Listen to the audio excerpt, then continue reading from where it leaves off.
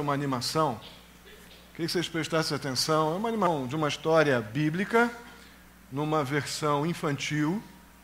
Então as crianças prestem bem atenção, vocês todos, tá? Que vocês vão assistir aqui um pouquinho do que vocês fizeram aqui, tá bom? E nós adultos vamos prestar bastante atenção no tema dessa apresentação. É rápida, mas vale a pena você prestar bastante atenção.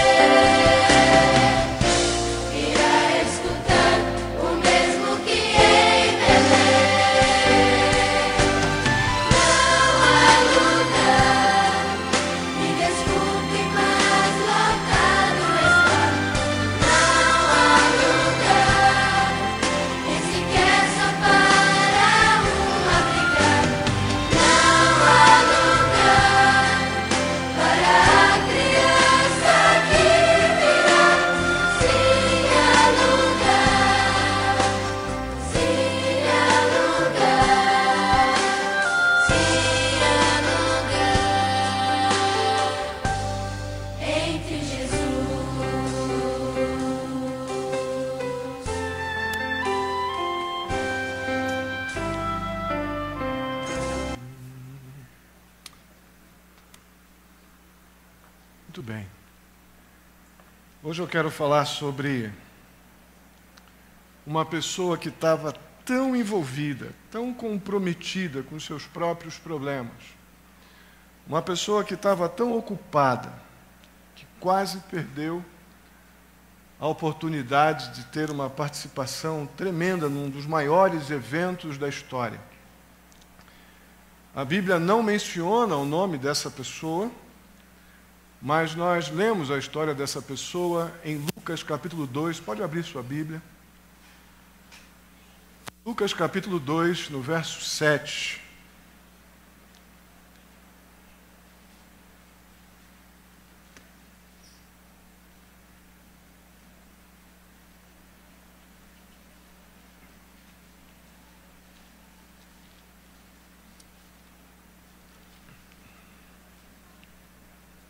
Esse único versículo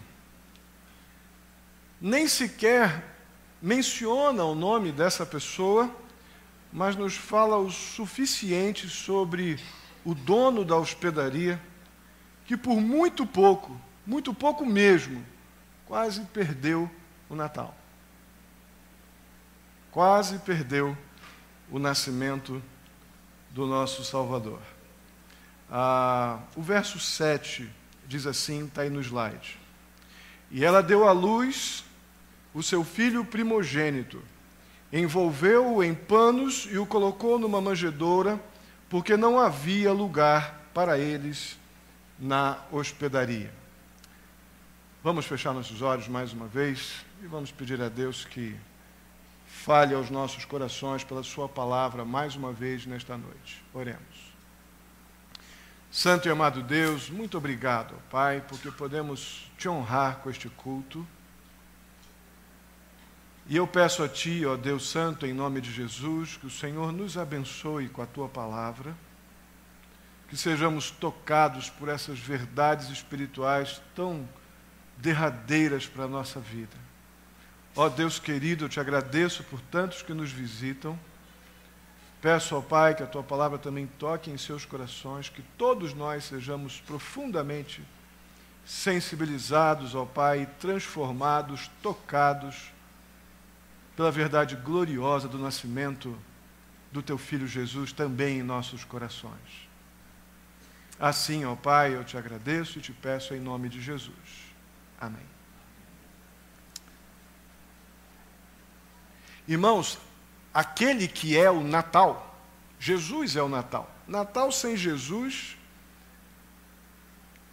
é um evento qualquer do nosso ano.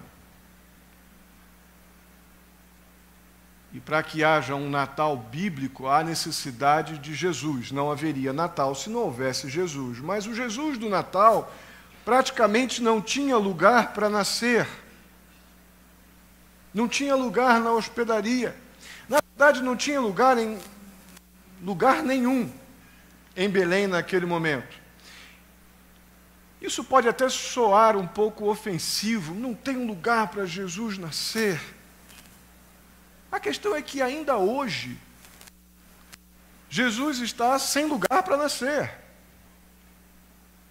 As pessoas não escolhem ou não decidem naturalmente render-se ou abrir a porta para Jesus entrar. Não é uma primeira opção de praticamente ninguém. Na verdade, até nós abrimos a porta da nossa vida para Jesus nascer ou entrar quando estamos já sem opções. Quando a última opção, então, para tentar ver se alguma coisa de melhor acontece na minha vida, aí nos rendemos à lembrança de um Salvador que nasceu. Mas não dá para ficarmos zangados com os hoteleiros de Belém, porque não hospedaram Jesus, porque nós também não fazemos isso normalmente.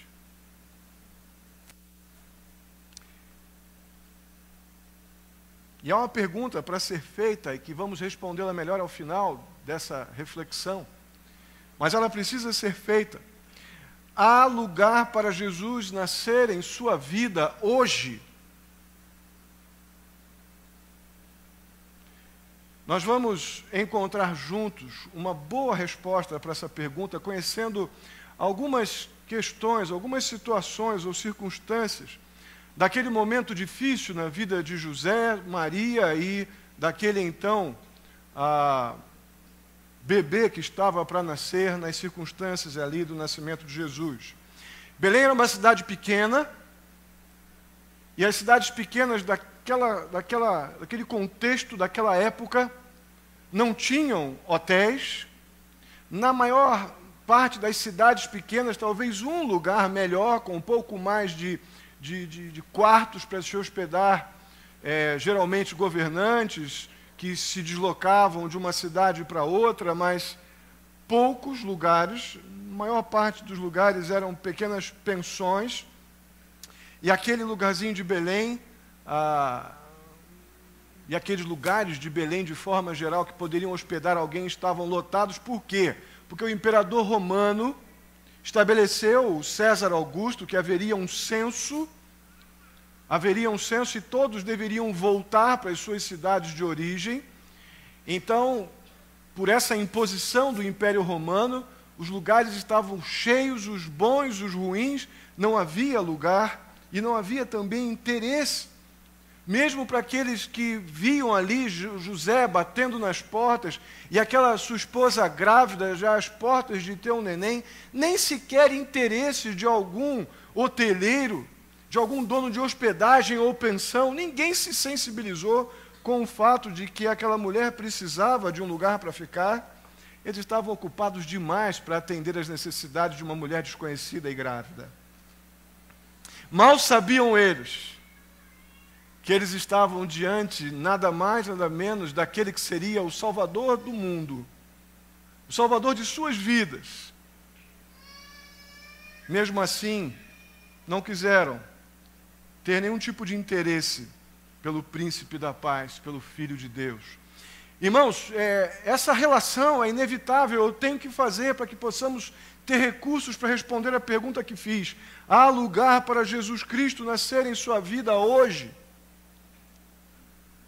Porque o nosso problema em relação a essas verdades aqui continua sendo a reação apática que nós temos à verdade de que Deus mandou Jesus nascer por mim e por você. Nós precisávamos de um Salvador. Nós precisávamos de alguém que resolvesse o nosso problema do pecado. Mas a nossa indiferença em relação a isso é a nossa reação mais comum, igualzinha daqueles hoteleiros e donos de pensão daquela época de Belém. Nada sensibilizava, nada interessava aqueles homens mais do que ter suas pensões cheias com pagantes, não com pessoas que talvez nem pudessem pagar uma hospedagem. É a nossa indiferença que continua sendo o maior obstáculo para que Jesus tenha um lugar para nascer, também em nossos corações.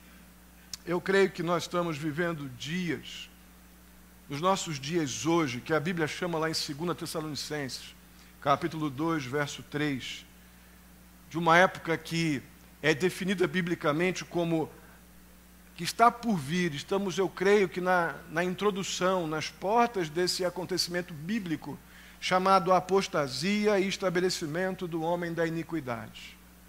Quando Jesus, até mesmo dentro das próprias igrejas evangélicas, é tido ou tratado com certa indiferença, ou muito relacionado a bolinhas, arvorezinhas, guirlandas e papais noéis.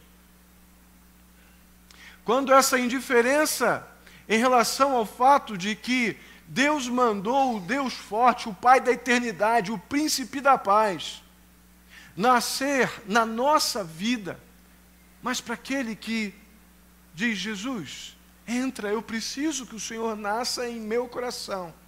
A indiferença não nos faz perceber nem sequer a necessidade disso.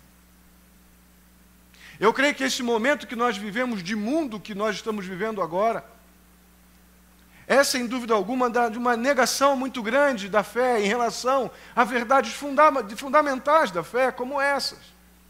Deus mandou Jesus nascer, viver, morrer e ressuscitar por pecadores, dentre os quais nós somos. Nós fazemos parte desse grupo de pecadores carentes daquilo que Deus fez por nós, mandando Jesus nascer, viver, morrer e ressuscitar por nossas vidas.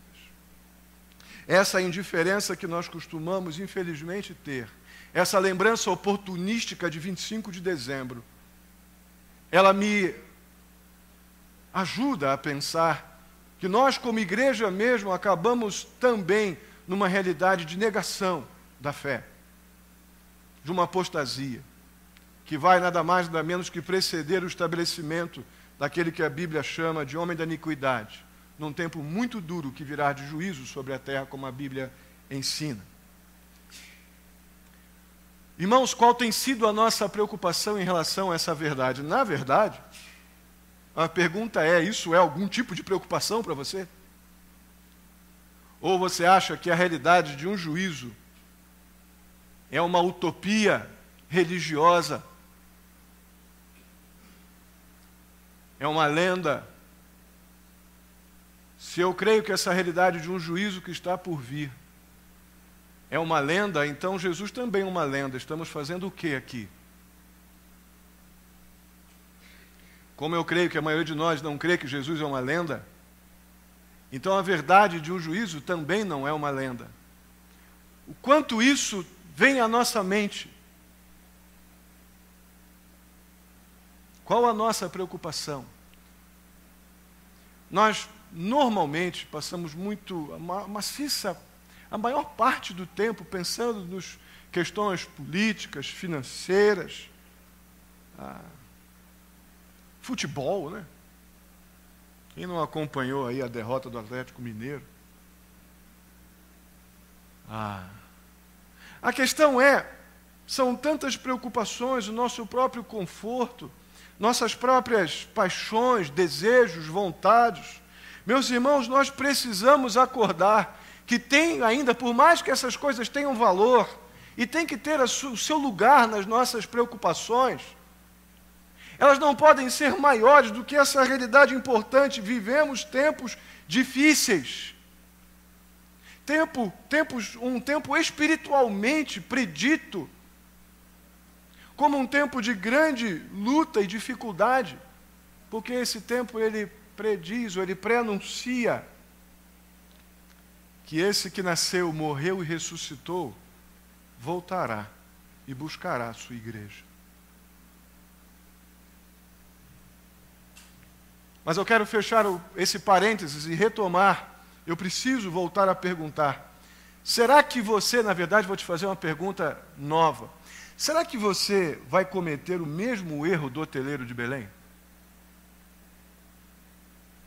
Se você ainda não tem convicção de que Jesus, ele nasceu dentro de você, você abriu o seu coração e ele entrou e nasceu, deu vida a você, uma vida diferente daquela que a gente costuma viver, mas uma vida transformada pela presença dele em nossa vida.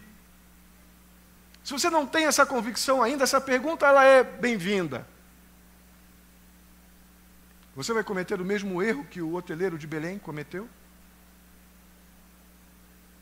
Ou você vai até deixar que Jesus entre, mas vai colocá-lo no estábulo? Porque não há vaga no seu coração. Vai colocá-lo na estrebaria. Meus irmãos, eu estou fazendo essa pergunta bem no nosso culto de Natal, para que você possa realmente dar a Jesus o lugar principal no seu coração e na sua vida. Precisamos pensar nisso com muita seriedade. Por isso é que eu preciso continuar perguntando: há lugar em sua vida para Jesus? Fique com essa pergunta aí para ser bem respondida. Ou será que a gente está tão ocupado com as atividades, até mesmo com as atividades natalinas, que a gente simplesmente não consegue desfrutar do motivo do Natal? Da mesma maneira que o hoteleiro de Belém. Igualzinho, não dá para culpá-lo ou culpá-los de não abrirem a porta para Jesus nascer. Aí você pode estar dizendo assim no seu coração: não, eu conheço Jesus, eu já fiz isso, eu acredito em Jesus, eu acredito que ele nasceu no Natal, eu acredito nessas verdades todas que o pastor está falando. Meus irmãos, mas eu não estou falando sobre acreditar ou não acreditar. Eu estou falando em transformação. O saber que Jesus existe, que Deus existe, não é tão difícil. Se tivermos uma boa intenção religiosa, jamais negaremos. A questão é que o fato de Jesus ter nascido, que é muito mais do que uma convicção religiosa, o fato de Jesus ter nascido já em você transformou de alguma forma a sua vida, porque Natal está diretamente ligado à transformação. Nascimento de Jesus está totalmente ligado a uma nova vida, que Jesus faz nascer na vida daqueles que o deixam com que ele entre e more no seu coração. Quando Jesus nasce em nossa vida, ele transforma a nossa vida. E essa transformação, ela tem dois caminhos muito interessantes. Ela surge tanto de cima para baixo, como de dentro para fora. Essa transformação de cima para baixo, ela diz respeito ao fato de que para a gente poder crer em Jesus como o Filho de Deus, que nasceu, não como um nascimento mais um de uma pessoa importante na história, não. Jesus nasceu como Redentor, Jesus nasceu como Salvador, como Libertador. Jesus nasceu com o propósito de morrer por mim e por você. Para crer nesta verdade, essa verdade, não apenas como uma ideia meio mítica ou lendária, eu preciso que o Espírito Santo de Deus me convença do meu pecado. Eu preciso dessa ação de Deus sobre a minha vida, convencendo o meu coração, me convencendo de que eu sou pecador. Eu careço da misericórdia de Deus. Eu preciso do que Deus fez na minha vida. A Bíblia diz lá em Romanos 3, 23, todos pecaram e carecem da glória de Deus. É Deus quem nos convence disso. Eu não tenho capacidade de fazer isso por você de forma salvífica. Eu posso até te convencer aqui temporariamente de que você é pecador e que Jesus é o presente de Deus para nós. Você vai sair daqui achando isso muito legal, mas daqui a pouco alguém te convida para comer uma pizza e você esquece. Vamos ter pizza daqui a pouco, inclusive. Mas se Deus agir no seu coração através do Espírito dele mesmo, de que você é pecador, e a Bíblia diz que quanto na condição de pecadores, sem essa interferência da obra de Cristo na cruz, a Bíblia diz que nós estamos mortos, espiritualmente mortos, e só Deus pode trazer convencimento ao coração de mortos, porque morto não fala, morto não pensa, morto não decide, morto não escolhe, só Deus pode agir de forma soberana e espiritualmente me convencer, olha, você espiritualmente está morto, você precisa de Jesus. O teu pecado separa você de Deus. Ah, mas eu sou legal. Não, eu disse na minha palavra que todos pecaram. E carecem, precisam do que Deus fez na cruz por nós. Deus mandou Jesus. Mas essa transformação também ela é de dentro para fora. É aquela onde o Espírito de Deus age em nossa vida. Uma vez que nós deixamos Cristo entrar e morar, nascer e viver em nossa vida, em nossa história, uma verdade transformadora acontece.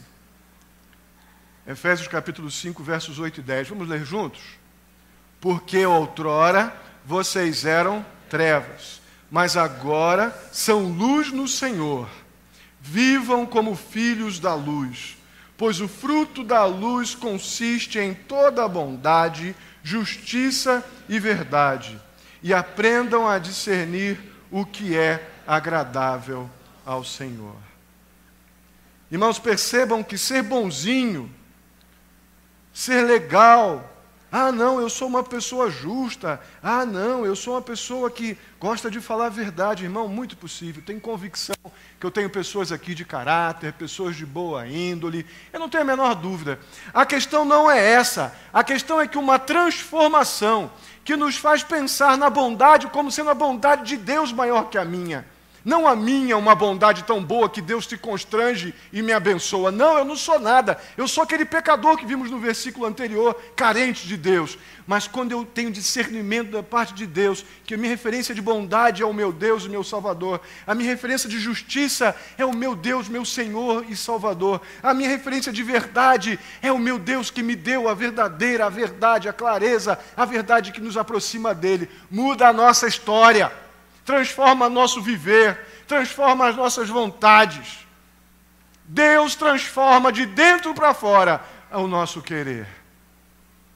É o que o texto bíblico está dizendo. Aí ele vai nos ensinar a discernir o que é agradável a Ele mesmo, ao Senhor. Irmãos, creia que Jesus pode fazer essa transformação na tua vida. Creia nisso. Ele pode transformar a sua realidade, por mais difícil e tensa, desafiadora que seja. Ele pode. Mas antes e acima de tudo, Ele oferece perdão dos seus pecados, o presente da vida eterna, uma melhoria de condição de vida. É importante, Deus se importa nisso também. Mas para onde você vai depois que você morre interessa mais a Deus agora do que se você está com tudo que você precisa para viver neste mundo. A segurança de que você, ainda que morra, viverá, como o Senhor Jesus disse no Evangelho de João, isso é mais importante para o Senhor Jesus do que saber exatamente sobre o seu emprego, ou te dar aquilo que você pediu de presente, ou algum benefício para a vida, enfim. Isso é importante, mas não mais importante do que aquilo que Deus mandou Jesus fazer, morrer por pecadores, dos quais nós somos pecadores. É impossível pensar em Natal sem relacionar o Natal com o fato de Jesus ter morrido na cruz por nossos pecados e ressuscitado para nos dar a vida eterna. Natal que se resume a lampadinha, a bolinha e a arvorezinha é um Natal sem Cristo inútil, apenas capaz de nos fazer gastar, nos endividar e depois ainda ficarmos aflitos com fulano ou ciclano que não vem na minha casa me dar um presente de Natal. Isso é muito pouco para o nascimento do Cordeiro de Deus.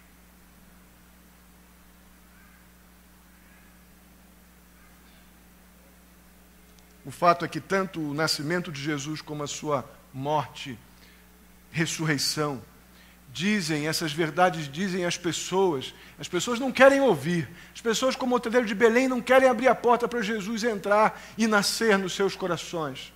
Mas a verdade é que o fato de Jesus ter nascido, vivido e morrido e ressuscitado aponta para verdades claríssimas como: eu amo vocês.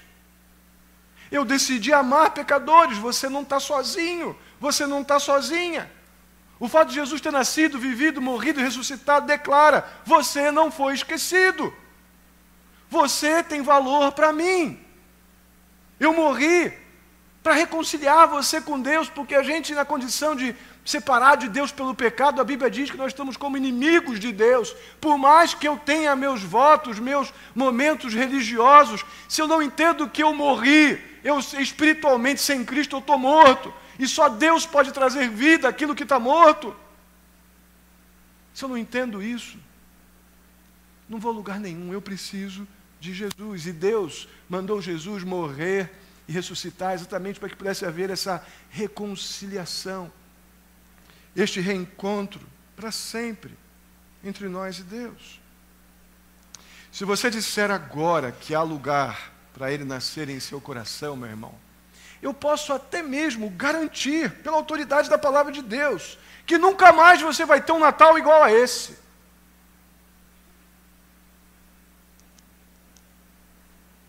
Porque agora você vai ter um Natal de verdade. E será marcante, determinante, porque Jesus, o Natal de Deus vai nascer de uma vez e de forma completa no teu coração. É muito interessante pensar que na comemoração desse nascimento, quem ganha presente não é o aniversariante. Já pensaram nisso? Estamos celebrando aqui um aniversário. Não é o nascimento de Jesus? É tão fenomenal, é tão diferente de qualquer verdade que a gente tenha experimentado em nossa vida, que o aniversariante não ganha presente. Quem ganha presente são os convidados. Quando Jesus nasce em nossa vida, a Bíblia diz que nós recebemos perdão de pecado, certeza de vida eterna.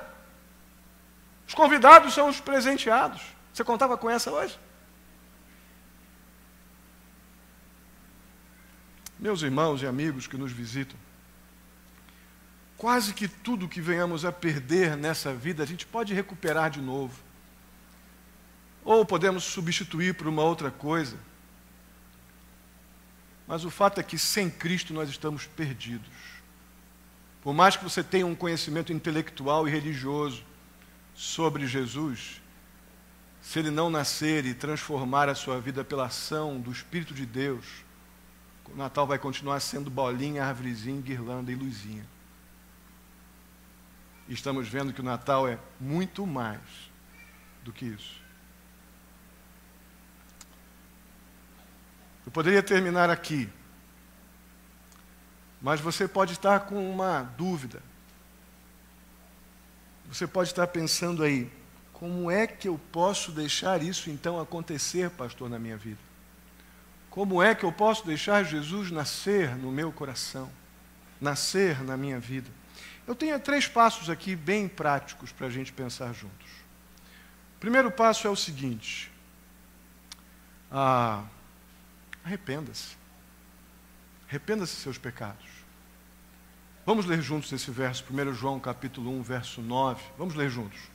Se confessarmos os nossos pecados, Ele é fiel e justo para perdoar os nossos pecados e nos purificar de toda injustiça. Então não é a igreja que perdoa pecados, não são pessoas que perdoam pecados. É Deus quem decidiu, através de Jesus, perdoar o pecado daquele que, arrependido, confessa: Senhor, eu sou um incompetente, eu sou capaz de fazer normalmente tudo que vai na contramão daquilo que o Senhor espera para mim. Não sou uma pessoa, não roubo, não mato, mas também o meu coração não deseja o Senhor naturalmente, o meu coração não escolhe o Senhor em primeiro lugar, os meus desejos não são para com o Senhor normalmente, mas eu estou entendendo que isso é pecado. E estou arrependido. Eu preciso de um Natal de verdade na minha vida. Nasce no meu coração. Arrependimento. Primeiro passo. Segundo passo, extremamente importante. Verbaliza isso. Não fica só apenas na ideia, na vontade, amanhã, semana que vem. Não, uma verdade muito especial em Romanos 19, verso 9. Vamos ler juntos? Se você confessar com a sua boca que Jesus é Senhor e crer em seu coração que Deus o ressuscitou dentre os mortos, será? Então não é o pastor que está dizendo esse negócio de salvação, nem a Igreja Batista. Quem está dizendo que a gente precisa de salvação é Deus. Na sua palavra, salvação do quê? Salvação do meu pecado. O meu pecado, ele me escraviza. O meu pecado, ele me prende. Jesus nasceu em nosso coração e nos liberta. Nos tira da escravidão do pecado. Então verbalize isso. Senhor, eu confesso com a minha boca que o Senhor realmente é Jesus. E o Senhor morreu dentre os mortos, o Senhor ressuscitou por mim, pelos meus pecados. Eu creio nisso. E último passo importante para a gente poder hoje ter convicção de que seremos transformados, porque Jesus há de nascer também no seu coração. É um passo bem prático. Siga Jesus. Vamos ler juntos o que está em Mateus 16, 24. Se alguém quiser acompanhar-me, negue-se a si mesmo, tome sua cruz e siga-me. Então não é uma questão de apenas dizer, que legal, eu agora vou à igreja. Não. Não estamos chamando ninguém para uma mecânica religiosa ou domingueira. O Senhor Jesus te convida a uma vida transformada. Todo dia, todo o tempo, o Senhor agindo na tua vida e você reconhecendo o teu pecado, confessando ao Senhor Jesus, Ele com a sua graça vindo ao teu encontro, perdoando o teu pecado, te capacitando com o Espírito Santo a não viver pecando, ainda que você peque, você tem a graça do Senhor que te convence do pecado de novo, você se arrepende e pela ação do Espírito Santo você vai tendo mudanças de hábito, transformação gerada pelo Espírito de Deus. Isso vai fazendo você a cada dia, seguindo a Jesus, te dando uma nova vida, uma alegria especial, um consolo maravilhoso e uma segurança de que se você morrer hoje, Jesus já tendo nascido no seu coração, a Bíblia afirma que você tem a vida eterna. Isso é a salvação de Deus. Amém? Então a gente precisa realmente não parecer, nem sequer passar perto de sermos confundidos com aqueles hoteleiros lá de Belém que quase perderam o Natal. Não perca o seu Natal não, meu querido irmão. Abre a porta para Jesus nascer no seu coração. Vamos ficar de pé e vamos orar.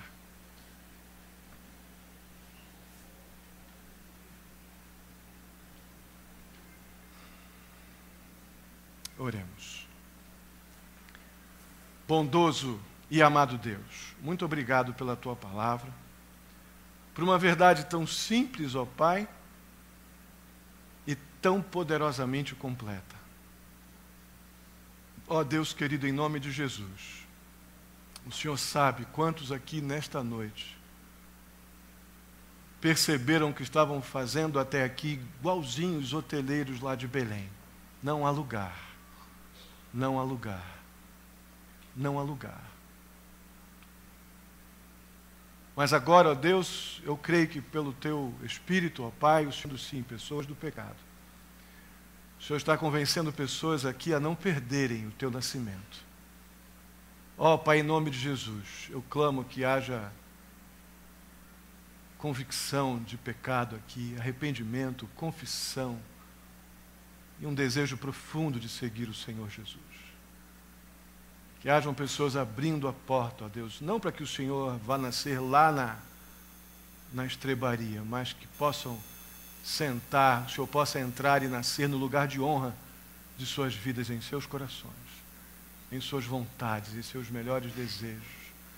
Salva vidas, ó Deus, nesta noite eu te peço, transforma, que haja arrependimento. Se você está orando comigo, está deixando Jesus entrar no seu coração, apenas concorde com o que eu vou dizer. Eu sou pecador e reconheço que Jesus nasceu, viveu, morreu pelo meu pecado e ressuscitou. Por isso eu creio que esse presente de Deus tem poder para me salvar, para me libertar do meu pecado. E eu quero Jesus como meu Salvador. Eu abro o meu coração para Jesus nascer. Transforma a minha vida. Se você orou assim comigo, diga amém. Amém. Muito obrigado, ó Deus Santo, pela Tua palavra. Em nome de Jesus. Amém. Os irmãos podem sentar. Você que fez essa oração comigo, podem sentar. Ao final do culto, fica no seu lugar. Um membro da igreja vai sentar ao teu lado, apenas para pegar teu nome, teu endereço. A gente quer mandar uma carta para você. Queremos ter contato com você. Mas eu peço que você que tomou sua decisão, entregando o seu coração a Jesus, deixando Jesus nascer na sua vida, fique aí que a gente quer poder se aproximar de você durante os próximos dias. Vamos continuar louvando ao nosso Deus com o hino.